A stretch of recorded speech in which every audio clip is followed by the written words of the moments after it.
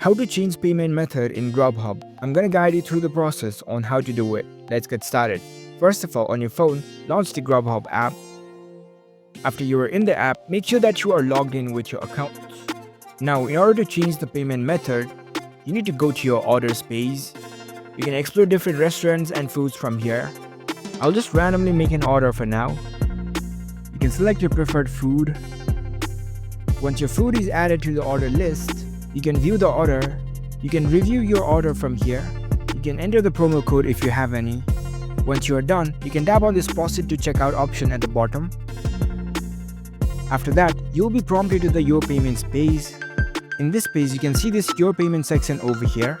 Tap on it. Currently, my MasterCard is selected for the payment.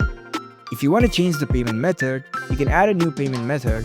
Here you can see Add New Payment Method option. Tap on it.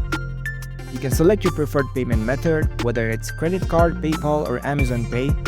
You can enter your payment method details, provide your card number. Once you provide all these informations, you can tap on this Save and Proceed option, and that's how your payment method will be changed.